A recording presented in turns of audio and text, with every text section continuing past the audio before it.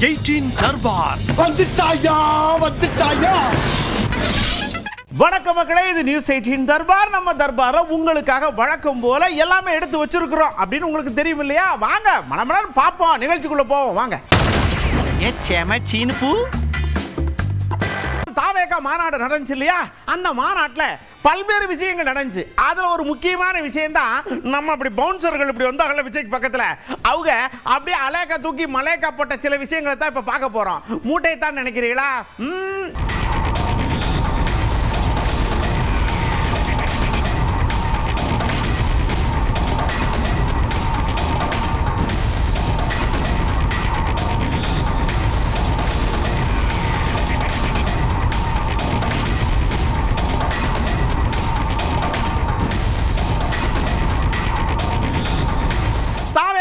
தம்பிகள் இருக்காங்க இல்லையா, அவங்கெல்லாம் விவரம் தெரியாத அணில் குஞ்சுகள் அப்படின்னு நம்ம சீமான் அண்ணன் சீண்டி விட்டார்.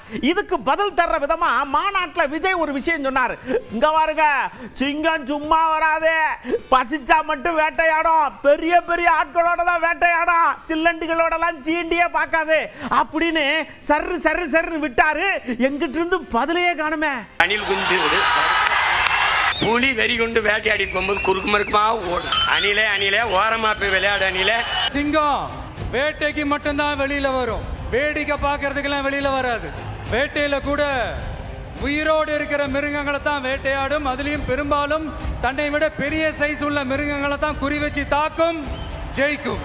எவ்வளவு பசியில் இருந்தாலும் உயிர் இல்லாததை, கெட்டு போனதை தொட்டு கூட பார்க்காது. A lion is always a lion. அப்படியே நம்ம விஜய் வந்து மைக்க பிடிச்சு, தெரியும் இல்லையா நான் ஒரு கதை சொல்றேன்னு சொல்லி ஒரு நெல்லு கதையை எடுத்து மலமலன்னு மூட்டை அவுத்து கொட்டின மாதிரி ஒரு கதையை சொன்னார். எல்லாரும் ஐயோ எப்படி சொல்றாரு எங்க ஐயா ராசான்னு சொல்லி கையை தட்டி ஆர்ப்பாரம் பண்ண, சடக்குன்னு அங்கிட்டு இருந்து நம்ம செந்தமிழர் அண்ணனுடைய விசுவாசிகளை வந்து இந்த கதையை எங்க அண்ணன் ஏற்கனவே சொல்லிட்டார், இவர் காப்பி அடிச்சுட்டு வந்து லேசா பட்டிட்டிங்கர் பார்த்து சொல்லிட்டு கைதட்டல் வாங்கிட்டு போற போயா அப்படின்னு அவங்க வந்துட்டாங்க. பின்னாடி நம்ம இந்த நாட்டை ஆள ஒரு இளவரசன் தேவைப்படுறானே அப்படிங்கும்போது ஒரு தேர்வை வைக்கிறான், ஒரு போட்டியை வைக்கிறான். ஒரு 10 பேர் செலக்ட் ஆகுறாங்க, ஆனா அதுல ஒருத்தர் மட்டும் தான் செலக்ட் பண்ணணும். இந்த விதையை முளைக்க வைத்து நன்றாக வளர்த்து கொண்டு வருபவன் எவனோ அவனே இந்த நாட்டின் இளவரசனாக தேர்வு செய்யப்படுவான். இதான் அறிவிப்பு. 3 மாசம் கழிச்சு வரும்போது அதுல ஒருத்தர் ஆளு உயரத்துக்கு வளர்த்திருந்தாரு, ஒருத்தர் தோல் உயரத்துக்கு வளர்த்திருந்தாரு. மன்னர் என்ன பண்றாரு, எல்லாரையும் நகர்த்தி விடுறாரு. கடைசியா முளைக்காத ஒரு சட்டியை கொண்டுட்டு வர்றான். நானும் தண்ணி ஊத்தி பாக்குறேன், உரம் வச்சு பாக்குறேன், வளரவே மாட்டேங்குது ராஜா, என்ன பண்றதுன்னு தெரியலன்னு சொன்னதுக்கு இந்த நாட்டிற்கு இளவரசன் கிடைத்து விட்டான்னு அவனை தூக்குறார். ஏன்னா அந்த 10 பேர் கையிலையும் ராஜா கொடுத்தது அவித்த விதை நெல், அது முளைக்கவே முளைக்காது. நிர்மல்குமார் சொல்றாரு, நாங்க மாநாடு நடத்துறோம், இவங்களுக்கு என்ன அப்படி இப்படின்னு சொல்லும் போது டக்குன்னு ஒருத்தர் வந்தார், மூர்த்தியை வந்தார், அமைச்சர் வந்து, ஒரு திமுக தொண்டனுக்கு கூட இந்த மாதிரி எண்ணமே கிடையாது, நீங்க கட்சி ஆரம்பிங்க, எண்ணமும் ஆரம்பிங்க, எண்ணம் பண்ணிட்டு போங்க, ஆனா நாங்க உறுதியா இருக்கிறோம் எங்களுடைய கொள்கையிலையும் கோட்பாடுலையும், நீங்க என்ன பண்ணிட்டு போங்க அப்படின்னு சடக்குன்னு போயிட்டார். அவர் செஞ்சிருக்கிறாருன்னா அதை விட ஒரு பங்கு மேலே செய்யணும்னு தான் நாங்கள் நினைப்போமே ஒழிய, இந்த சில்லித்தனமான வேலையெல்லாம் எந்த காலத்திலையும் திமுக ஒரு காலத்திலும் செய்யாது. அவர் சொல்கிற மாதிரி சேர் கொடுக்கக்கூடாது, இந்த வாக்காளர் தோன்றது இடையூறு, அது திராவிட முன்னேற்ற கழகத்தில் இருக்கக்கூடிய ஒரு தொண்டன் கூட அந்த பணியை செய்ய மாட்டோம். அவங்க சொல்கிறது உண்மைக்கு மாறான செய்தியை சொல்லியிருக்கிறாங்க. எதுக்காக சொன்னாங்க, யார் சொல்லி சொல்கிறாங்கன்னு உண்மையிலே எங்களுக்கு தெரியாதுங்க. அதனால் அந்த மாநாடுக்கு ஒரு துளி கூட நாங்கள் மாவட்டத்திலேயோ நாங்களோ எந்த தீங்கு நினைக்கல. அவங்க நடத்துறதுல நடத்திட்டுன்னு தான் நாங்கள் பார்த்துட்ருப்போம். அது எந்த கட்சியாக இருந்தாலும் மதுரை மாவட்டத்தை பொறுத்தளவு மட்டுமில்லை, தமிழ்நாடு முழுவதும் திமுக அது மாதிரி பணியை ஒருபோதும் செய்யாது. உண்மைக்கு மாறான செய்தியை யாரோ சொல்லியிருக்காங்க, அவங்க சொல்லியிருக்காங்க, அது உண்மை அல்ல. நேரு ஐயா வந்தாங்க, அவங்களுக்கு கொஞ்சம் கோபம் என்னன்னா, நாங்கெல்லாம் தளபதி தானே தளபதி, எங்க தங்கமே சிங்கமே சொல்லிக்கிட்டு இருக்கா, மேடையில் மைக்க பிடிச்சு தலைநங்கள் அப்படின்னு அங்கிள்னு கூப்பிடுற. ஏயா 50 வருஷமா அரசியல் இருக்காரு, வயசுல மூத்தவர், சடக்குன்னு அங்கிள்னு போட்டு கூப்பிட்டா அவ்வளவுதான் சொல்லிவிட்டேன், எலெக்ஷன் வரட்டும் யாருன்னு காட்டுறோம் அப்படின்னு சீறி பாயிறார். அவருடைய தராதரம் அவ்வளவுதான். அவருடைய தராதரம் ஒரு மாநில முதலமைச்சர், ஒரு பெரிய கட்சியினுடைய தலைவர், 40 ஆண்டு காலம் அரசியலில் இருக்கிறாரு. நேற்று அரசியலுக்கு வந்துட்டு அவர் அது மாதிரி சொல்றதுதான் தரந்தார்னு விமர்சனம் செய்யறாரு. மக்கள் நல்ல பதில் சொல்லுவாங்க. அதுக்கு நாங்களும் தேர்தலில் இருக்கு நல்ல பதில் சொல்லுவோம். அதுலலாம் ஒன்றும் மாற்றம். ஒருத்தரை வந்து தவறா எப்படி ஒரு இவ்வளவு பெரிய மாநில முதலமைச்சர் ஒருத்தர் வந்து அவர் 10 பேர் 50 பேர் கூட்டிட்டாங்கன்னா உடனே எது வேணாலும் பேசுறது அது எப்படி சரியா இருக்கு? கடுப்பான நம்ம நேரு ஐயாவை பெரியவர் பையா இருக்காங்கல்ல, ஐயா நீங்க ஏன் இவ்வளவு டென்ஷன் ஆகுறீங்க? தம்பி 2வது படிக்குது, அங்கிள்னு சொல்றதுல ஒன்றும் தப்பு இல்லையே. நம்ம ஸ்டாலின் ஐயா இளமையா இருக்கிறதுனால அங்கிள் சொல்லிட்டு போறாரு, விடுக்கல. எலெக்ஷன் நிக்கட்டும், அடிக்கடிய வாங்கட்டும், அப்புறம் தெரியும் அரசியல்னா என்ன அப்படின்னு சொல்லி சமாதானப்படுத்துறான். போட்டி போடுறதுக்கு யார் வந்தாலும் சந்திக்க தானே ஆகணும். நாங்கள் சொல்கிறோம், தொடர்ந்து 2026 திமுக ஆட்சி தான் வரும், கூட்டணி தான் ஜெயிக்க, முதலமைச்சராக மாண்புமிகு அண்ணன் தளபதி அவர்கள் தொடர்வார்கள் நாங்கள் சொல்கிறோம். அது எங்களுடைய உணர்வு, எங்களுடைய உரிமை. அதற்காக நாங்கள் உழைக்கிறோம். அதை வந்து ஏற்றுக்கிறாங்க அவங்களுடைய விருப்பம். அவங்களும் அந்த நம்பிக்கையோடு வர்றாங்கன்னா வந்து பார்க்கணும். இதை நிர்ணயிக்கிற இடம் தான் தேர்தல் களம். அதுக்கான போட்டி 26 நடக்கும். செல்லூர் அண்ணாச்சி வேகமா வந்தாங்க. ரொம்ப நாள் ஆளை காணோம் எங்கன்னு பார்த்தா, ஐயா வாராக அப்படியே எம்ஜிஆர் ஐயாவை கூப்பிடுதாங்க. நான் தான் எம்ஜிஆருக்காக, அவரை மாதிரி செய்வங்காக, இவரை மாதிரி. ஐயா அவர் எங்க தலைவர்யா, நாங்க தான் கொண்டாடணும். வரப்புறம் பூரா கொண்டாடி இப்படி எங்களை போட்டு உயிரை வாங்குறீங்க அப்படின்னு லைட்டா புலம்பி விட்டார். எத்தனை பேர் தாங்க எம்ஜிஆர்னு சொல்றது? ஒரு எம்ஜிஆர் தான் நாங்கள் சொல்றோம், ஒரு எம்ஜிஆர் தான். யார் புகழ்பானா? அவர் உருவாக்கின இயக்கம். புரட்சி தலைவருடைய கட்சி இருக்கும்போது நான் தான் அது வாரிசுன்னு எல்லாரும் சொல்லாங்க. எல்லாரும் அரசியலுக்கு வர்றவங்க எல்லாருமே புதுமுகங்கள் பூராமே எல்லாரும் தான் சொல்றாங்க. ஆனால் மக்கள் ஏற்றுக்கொண்டது ஒரே ஒன்று தான், அவர் உருவாக்கிய அண்ணா திராவிட முன்னேற்ற கழகம். செல்லூர் ஐயாவுக்கு இந்த நகைச்சுவை உணர்வு நர்த்தனம் ஆடும்ல. அவர் சொல்றாரு, ஐயா இந்த அமெரிக்க மாப்பிள்ளை, அதுக்கப்புறம் அந்த சித்தப்பா கேரக்டர், பெரியப்பா கேரக்டர், அதெல்லாம் முடியாது, ஸ்ட்ரெயிட்டா ஹீரோ தான் ஒரு படத்துல சொல்லுவாங்கல்ல, அதே மாதிரி நான் நேரம் போய் உக்காந்த உடனே சிஎம்ல தான் உட்காருவேன், அதுக்கு தான் இந்த ரேம்ப் வாக்கலாம் அப்படிங்கிற மாதிரி கிண்டல் பண்ணி விட்டாருங்க. திடீர் சாம்பார், திடீர் ஃபாஸ்ட் ஃபுட் மாதிரி இன்னைக்கு விஜய் வந்து எடுத்த உடனே இன்னைக்கு வந்து ஸ்ட்ரெயிட்டாக நான் கோட்டைக்கு தான். இந்த ஏதோ ஒரு படத்தில் பார்த்தீங்கன்னா, அந்த படத்தில் சொல்லுவாங்க, ஏப்பா தம்பி ஒரு நடிகரை பார்த்து கேட்பாங்க, வா நீங்கள் ஏதாச்சும் படத்தில் நடிக்க வந்திருக்குன்னு சொல்லுவாங்க. என்ன மாதிரி கதாவசனம் எதுவும் என்ன மாதிரி உனக்கு வேஷம் வேணும்னா, சிரிப்பு நடிகரா? காதல் படம் நீங்களே சொல்கிறீங்க, எங்களை காட்டில் நீங்கள் தான் கரெக்டாக இருக்கு. அந்த படத்தில் சொல்கிற மாதிரி அவர் சொல்லுவாங்க, இது ஒரு நகைச்சுவை நடிகர் இல்லை துணை நடிகர் அப்படி கேட்டுகிட்டே வரும். நோ ஒரு வில்லனப்பா, நோ ஸ்ட்ரெயிட்டாக கதாநாயகன் தான். அது மாதிரி நம்ம விஜய் வந்து அடுத்து இப்போ வந்து அவர் கதாநாயகனாக இருக்கார். அது மாதிரி அவர் படிக்க வேண்டிய பாடங்கள் நிறையா இருக்கு. புரட்சி தலைவர் எம்ஜிஆர் அவர் ஒப்பிடுவதே தவறு. ராயபுரம் அண்ணாச்சி ஆத்தாடி செல்லூரே பொங்கிருச்சு, நாம ராயபுரம் பொங்கல் நல்லா இருக்காதுன்னு சொல்லிட்டு, தம்பி கலைஞர் ஐயாவை முதலமைச்சர் ஆக்குனதே எங்க ஐயாதான், பார்த்துக்கிடுங்க, ரொம்ப சீண்டப்படாது, அப்புறம் சிதந்துருவீங்க அப்படின்னு மைக்க கிடைக்காம சொல்லிட்டார். புரட்சி தலைவருடைய அந்த தியாகங்கள், சிறைக்கு போயிருக்காரு, கிட்டத்தட்ட அண்ணாவோட பயணிச்சு அந்த காலகட்டத்திலேயே வந்து கட்சியை வந்து திமுக கட்சியை வந்து பட்டி தொட்டி வளர்த்தவர். இது கருணாநிதி முதலமைச்சர் ஆக்கினாரு. அன்றைக்கு 1967 ஒரு மாபெரும் வெற்றி வந்து திமுக பெறுவதற்கு, அன்றைக்கு வந்து அண்ணா முதலமைச்சர் அந்த காலகட்டத்தில் வருவதற்கு புரட்சி தலைவருடைய உழைப்பு வந்து மிக மிக இருந்தது. எனவே தியாகம், உழைப்பு, அவருடைய அந்த திரைப்படத்தில் வந்து அன்றைக்கு அந்த திமுக அண்ணாவுடைய அந்த கொள்கைகள்லாம் கொண்டு போய் சேர்த்து மக்கள் ஏற்றுக்கிறத வச்சு தான் மக்கள் வந்து இன்னைக்கும் சரி என்னைக்கும் சரி புரட்சி தலைவர் எம்ஜிஆரை வந்து இன்னைக்கும் தெய்வமாக உலகம் முழுமை வழங்குறாங்க. அதில் யார் வந்து புரட்சி தலைவர் படத்தை போட்டாலும் சரி, நாங்கள் தான் புரட்சி தலைவர் மாதிரி இருக்கோம், புரட்சி தலைவர் சொன்னாலும் சரி, மக்கள் வந்து ஒருபோது ஏற்றுக்க மாட்டாங்க. அது தேர்தல் யுக்தியாகத்தான் நிச்சயமாக வாக்குகள் பெறுகின்ற ஒரு யுக்தியாகத்தான் நிச்சயமாக கருதுவாங்க. கண்டிப்பாக வாக்குகள் அதனால் பெற முடியாது. எல்லாம் அப்படி கச்சமச்சான் இருக்கிற நேரத்தில் எஸ்பி வேலுமணி ஐயா வந்தாங்க.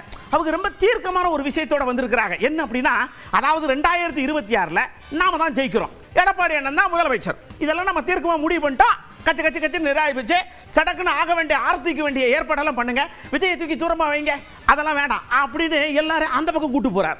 கொஞ்சம் எம்ஜிஆர் எடப்பாடி பேசினார். கொஞ்சம் எம்ஜிஆர் தொடாம எந்த கட்சியுமே அரசியல் பண்ண முடியாது. அப்பேற்பட்ட தலைவர் எங்களுடைய தலைவர். அதிமுகவை ஆரம்பித்த அற்புதமான இயக்கத்தை ஆரம்பித்து பொன்விழா கண்ட இயக்கத்தை இன்னைக்கு ஆரம்பித்த தலைவர், தொடர்ந்து முதலமைச்சராக இருந்தார், அம்மா முதலமைச்சர் எடப்பாடியாக இருந்தார். ஆகவே புரட்சித் தலைவர் எம்ஜிஆர் உடைய நல்லாசியுடன், புரட்சித் தலைவர் அம்மாவுடைய நல்லாசியுடன் 2026 புரட்சி தமிழர் எடப்பாடியார் அவர்கள் முதலமைச்சராக வருவது உறுதி. ஒவ்வொரு சட்டமன்ற தொகுதிகளில் பார்க்கக்கூடிய மக்கள், வருகின்ற மக்கள் அதை பூர்த்தி செய்து கொண்டிருக்கார்கள், அதை நிரூபித்துக் கொண்டிருக்கார்கள். நன்றி, வணக்கம். அப்படியே எடப்பாடியை கூப்பிட்டு, ஐயா இவங்களை இப்படி பேசுறாங்க, நம்ம வேலுமணியை எப்படி பேசுறாங்கன்னா, டெபினெட்லி 2026 எனக்காக தர காத்துட்டு இருக்கு நாற்காலிச்சாரு, நான் அங்க போய் சக்குன்னு உட்காந்து கையெழுத்தா போடுவோம்ல அப்படின்னு அவரும் அதை ஆமோதிக்கார். மீண்டும் அதிமுக ஆட்சி உங்களுடைய மகத்தான ஆதரவின் பேரில் அடுத்த ஆண்டு அமையும். ரத்து செய்யப்பட்ட அம்மா மினி கிளினிக் 2000க்கு பதிலாக 4000 அம்மா மினி கிளினிக் தமிழகத்திலே தொடங்கும். ஏழைகளுக்கு நல்ல முறையில் அந்த பகுதியிலேயே சிகிச்சை அளிக்கக்கூடிய அற்புதமான திட்டம் அம்மா மினி கிளினிக் திட்டம். அந்த திட்டம் தொடரும். அதோட நம்முடைய பள்ளியில படிக்கிற மாணவர்கள் அவர்களுக்கு அதிமுக ஆட்சியில் ஏராளமான சலுகைகளை கொடுத்தோம். காலனி, சீருடை, விலையில்லா புத்தகம், அதே போல அதை கொண்டு போறதுக்கு பையி, பள்ளிக்கு போறதுக்கு சைக்கிள், நல்ல திறமையான கல்வி கிடைக்க லேப்டாப் கொடுத்தோம். அதையே நிறுத்திட்டாங்க. எடப்பாடி ஐயாவுக்கு மனசு மட்டும் இல்லைங்க, உச்சந்தல இருந்து உள்ளங்கால் வரைக்கும் ஜம்படு குளிருது. என்னன்னா பேசுறது அப்படிப்பட்ட ஆள். அதுக்கு முன்னாடி அந்த ஆள் பேசுறாருல, அவர் எப்படி பேசினார்னா, இவரெல்லாம் ஒரு மனுஷரா, இவரால அந்த கட்சியே உருப்படாம போச்சுன்னு பேசினவர், அண்ணனை நான் முதலமைச்சராக்காமல் விட மாட்டேன் அப்படின்னு மார்தட்டி சொன்னா குளிர்ச்சியான இருக்கும். சொன்னது யார் தெரியுமா? நம்ம அண்ணாமலை அண்ணாச்சி. கடந்த 4 ஆண்டுகளாக பாரத பிரதமர் நரேந்திர மோடி ஐயா அவர்கள் தொடர்ச்சியா 12 ஆண்டுகளா நமக்கு உழைக்கிறாங்க. 2021 தொடர்ச்சியா உழைத்துக் கொண்டிருக்கின்றார்கள். ஆனால் அடுத்த 8 மாத காலம் பாரத பிரதமர் நரேந்திர மோடி அவர்களுக்காக, நம்முடைய கட்சிக்காக உழைக்க வேண்டிய பொறுப்பு இந்த அரங்கத்தில் இருக்கக்கூடிய உங்க ஒருத்தருக்கு இருக்கு.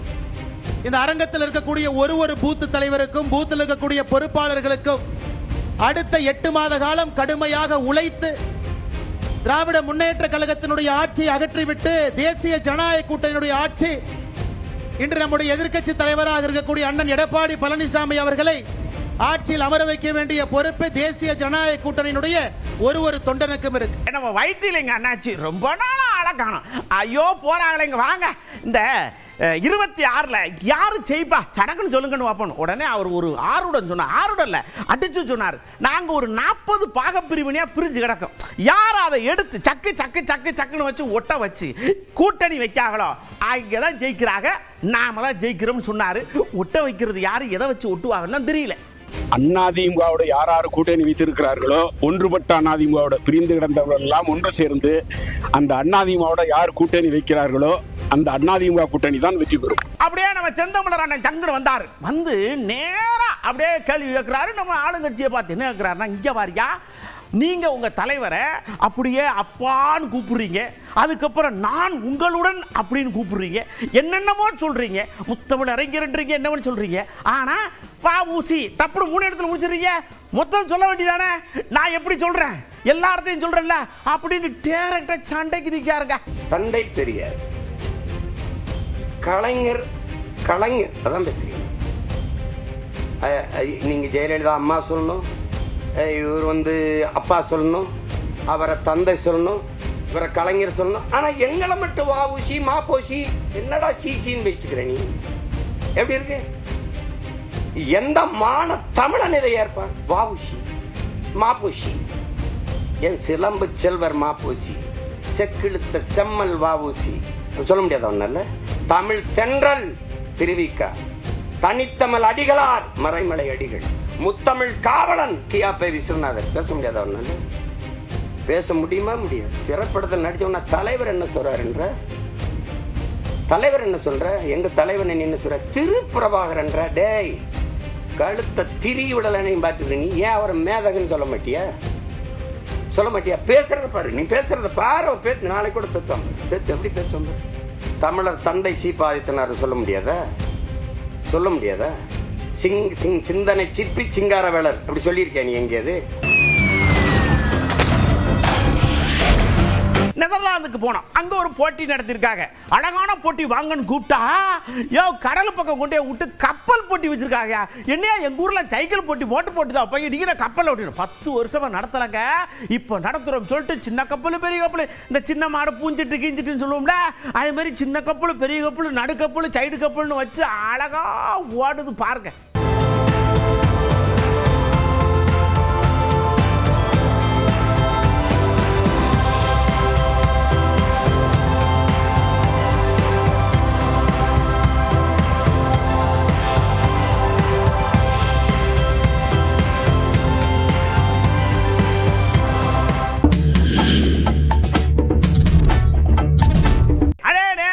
சொர்க்கத்துக்குள்ள போறோம். வேலூருக்கு கூட்டு போனாங்க.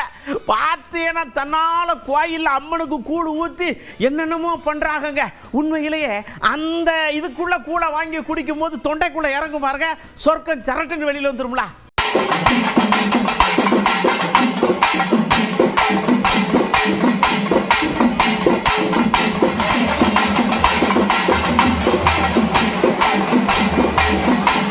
அப்படியே நேரா ஒரு தியேட்டருக்கு போறோம். நம்ம அண்ணியார் அவங்க பசங்க எல்லாம் உட்கார்ந்து இருக்கிறாங்க. அண்ணியார் கண்ணுல இருந்து தாரதாரையா கண்ணீர் வருது.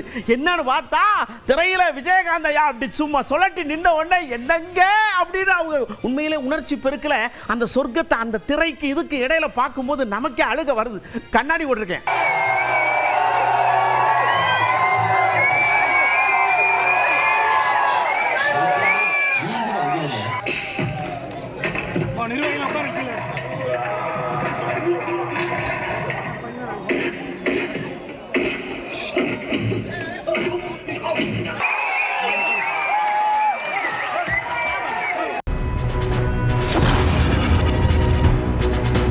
அப்படியே கூட்டமா நின்ன மக்கள்கிட்ட வந்து இங்க வாங்க நேரா படம் பார்க்க வந்து என்ன இப்போ ரொம்ப நாள் கழிச்சு விஜயகாந்த் ஐயா அப்படியே பேக் ஷாட் அடிச்சார்ல டமார் டமார். இதை பார்த்த உடனே நீங்களுக்கு எப்படி புரிஞ்சுது? இதே மாதிரி விஜயகாந்த் படத்தை இன்னும் ஏகப்பட்டதை அள்ளி போடலாமா அப்படின்னு கேட்டோம்.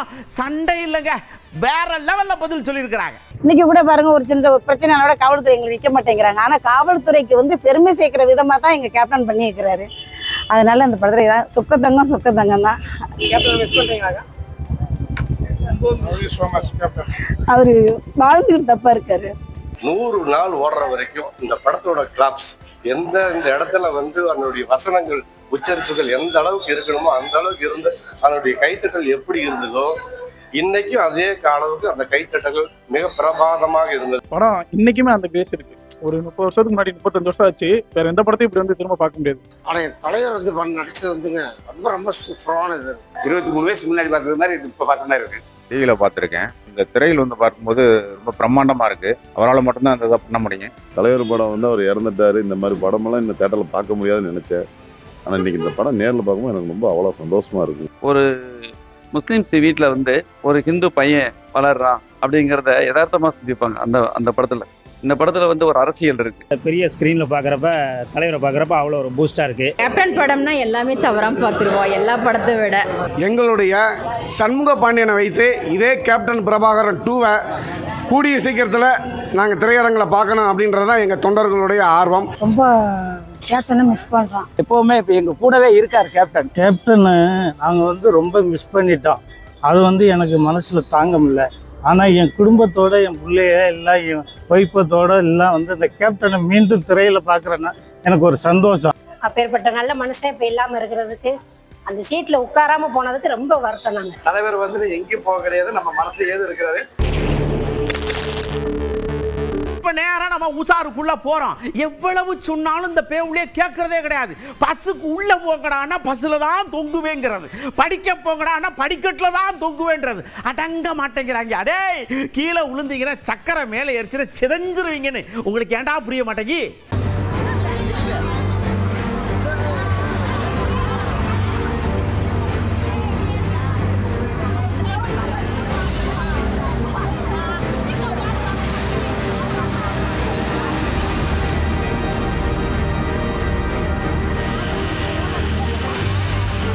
ஜார்க்கண்ட்ல ஒரு பாப்பா முதலாவது இந்த ஒரு வீடியோவில் சொல்லுவாங்க, இந்த பொம்பளை பிள்ளைய வண்டி ஓட்டும் போது பிரேக்கை பிடிக்கிறதுல காலை வச்சே பிரேக் போடுதுங்க அப்படின்னு நகைச்சுவை சொல்லுவாங்கல்ல. அதே மாதிரி ஒரு பாப்பா இப்படி தான் வண்டியை கொண்டு நேராக கொண்டு டம்முன்னு உள்ள விட்டு பாவம் அவ்வளோதான்.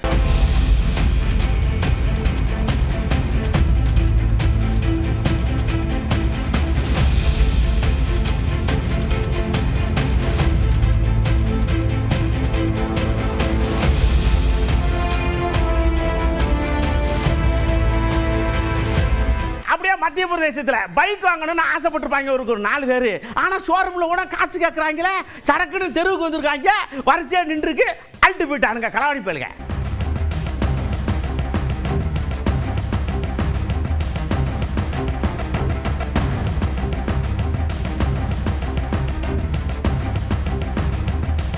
அப்படியே நேரா சைனாவுக்கு போறோம். பெரிய பிரிட்ஜ், தாண்டி பிரிட்ஜ் தப்புன்னு விழுந்துருச்சு. அந்த ஊர்லயும் பிரிட்ஜ் விழுதுங்க, நம்ம ஊர்ல விழுந்த மாதிரி. பார்த்து கட்டுங்கய்யா.